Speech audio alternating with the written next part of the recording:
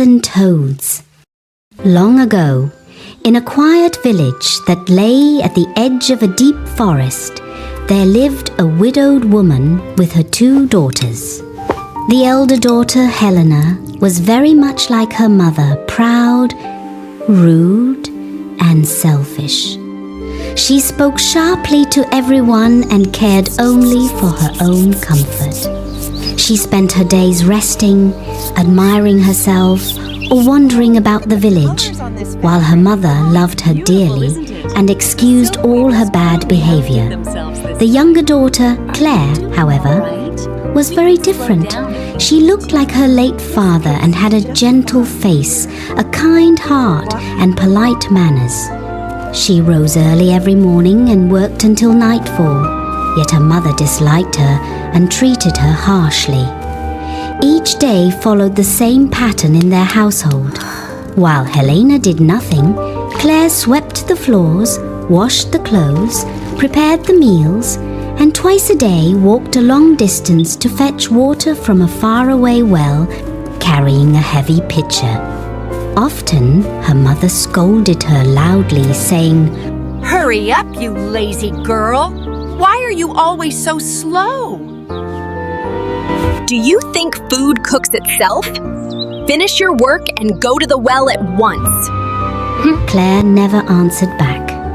She lowered her head, picked up the pitcher, and quietly did as she was told.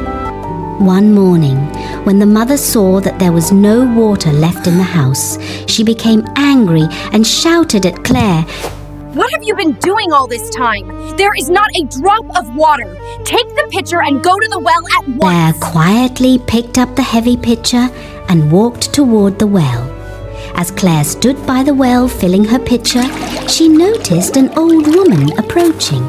The woman was poorly dressed and looked tired and thirsty. "My child, would you please give me a little water to drink?" Clare immediately replied, Of course, madam." She rinsed her pitcher, drew fresh clear water from the well, and carefully held it so the old woman could drink comfortably.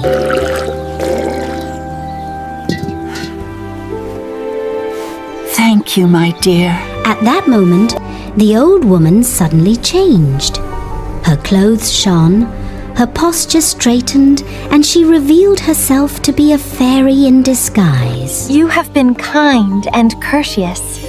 For your goodness, I will give you a gift. She touched Clare gently and said, From now on, every time you speak, flowers, pearls, and diamonds shall fall from your mouth. Then the fairy disappeared. Clare returned home, her arms aching from the weight of the pitcher and her thoughts still full of wonder. As soon as she stepped inside the house, her mother looked at her sharply. "You are late again. Where have you been?" Clare gently began to tell her what had happened at the well. But as she spoke, something strange occurred. A fresh flower fell from her lips and landed softly on the floor. Then a pearl rolled across the table, followed by a bright diamond that sparkled in the light of the hearth. The mother cried out in astonishment. "Diamonds! Pearls! Where did these treasures come from?" Clare finished her story, and with every word she spoke, more flowers, pearls, and diamonds fell at her feet. The mother's surprise quickly turned into desire. She gathered the jewels in her hands and examined them closely, her eyes shining with greed. She called out at once to her elder daughter, "Helena! Come here at once." When Helena entered the room, the mother pointed to the gems scattered across the floor. "Do you see this? Your sister received this gift from a fairy at the well.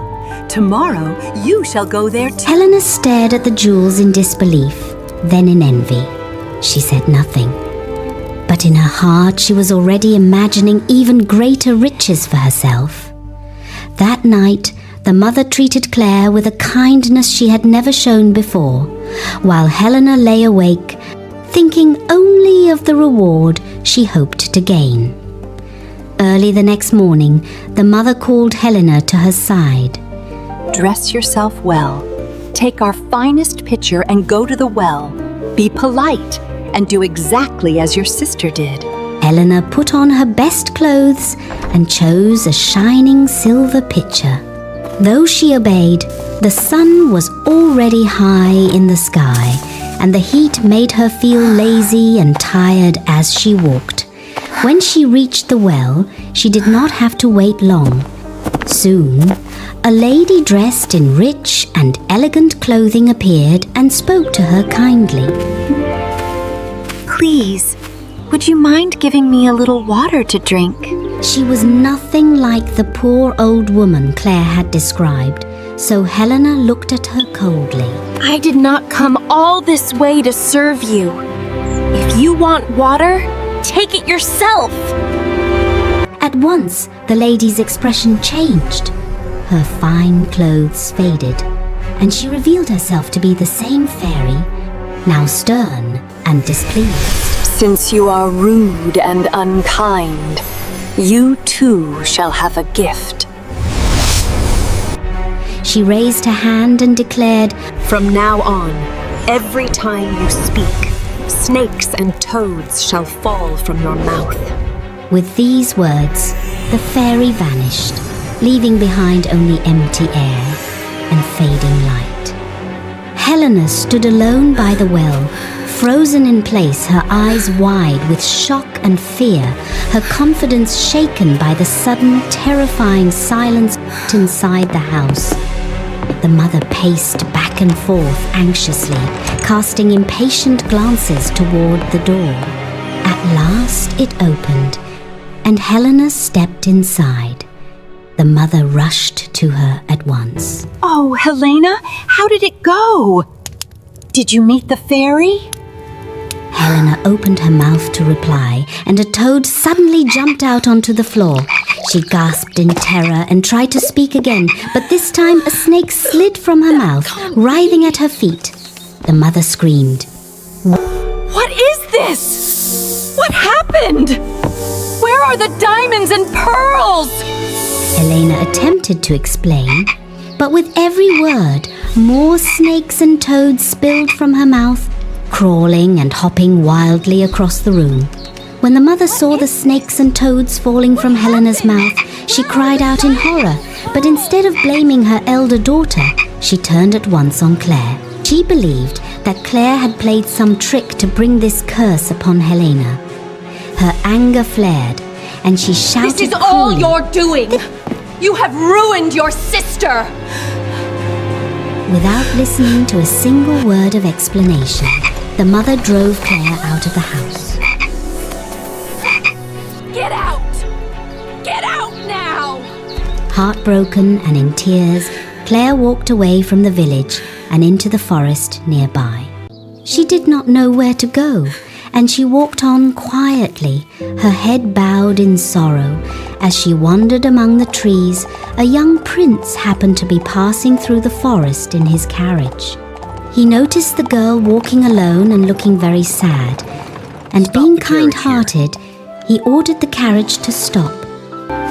Where are you going, young lady? The prince asked gently. Clare lifted her eyes and began to answer him. As soon as she spoke, sweet-smelling flowers fell to the ground, and bright diamonds sparkled as they poured from her lips. The prince was filled with wonder. Amazed by what he saw, he invited Clare to join him in his carriage and return with him to the palace. Clare hesitated at first, but after the prince stepped down, listened to her story, and showed her sincere kindness, she found the courage to trust him. Clare accepted, and together they rode away, leaving the forest behind as the carriage carried them toward the prince's home. When they arrived at the palace, everyone was curious about Clare. The servants and courtiers whispered among themselves, wondering who the young girl was and where she had come from. The prince led her into the great hall to meet the king and queen. Clare stepped forward politely and greeted them. As soon as she spoke, flowers fell softly at her feet, and pearls and diamonds shimmered as they dropped from her lips. The entire court gasped in amazement. The king gazed at her thoughtfully and said, "This young lady is truly extraordinary.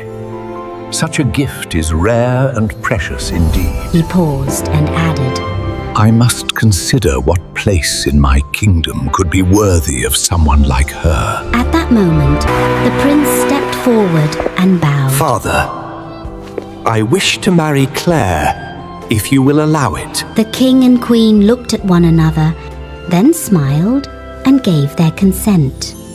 Before long, a grand wedding was celebrated throughout the palace. The halls were filled with music, flowers, and light. People from near and far came to rejoice, and all spoke with joy of the prince and Clare. From that day on, Clare lived happily beside the prince. With her gentle nature, diligence, and kind heart, she was loved and respected by everyone in the kingdom. As for the mother and Helena, their lives took a very different turn. Although the house was now filled with diamonds and precious stones, the mother felt no joy. Each glittering jewel only reminded her of Clare and of how cruelly she had treated the kind-hearted girl. Regret weighed heavily on her heart. Helena, meanwhile, found herself completely alone. No one dared to come near her or speak with her, for whenever she opened her mouth, toads and snakes poured out, crawling across the floor and hissing in every corner. Even her own mother could no longer endure it. In anger and frustration, the mother scolded Helena harshly. This is all your fault. Your laziness and rude ways have brought nothing but trouble upon me. At last, she drove Helena out of the house. Broken with sorrow and despair, Helena ran straight into the dark forest. She stumbled through mud and tangled roots as thunder roared above her and lightning split the sky. As she ran, she shouted bitter words of hatred, cursing Clare and blaming her for everything that had happened. She ran deeper and deeper into the forest, and no one ever saw Helena again. The house soon became silent and cold. The mother was left alone with her glittering diamonds, but they brought her no comfort.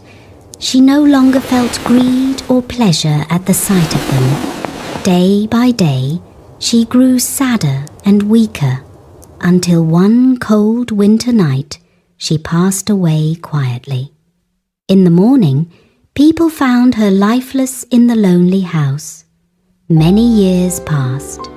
In the palace, Clare lived a happy and peaceful life with the prince and their children. Remember, children. She taught her children to speak kindly, to be good-hearted, and to treat everyone with love and respect. And from that day on, they lived happily together and ruled the land in peace and harmony.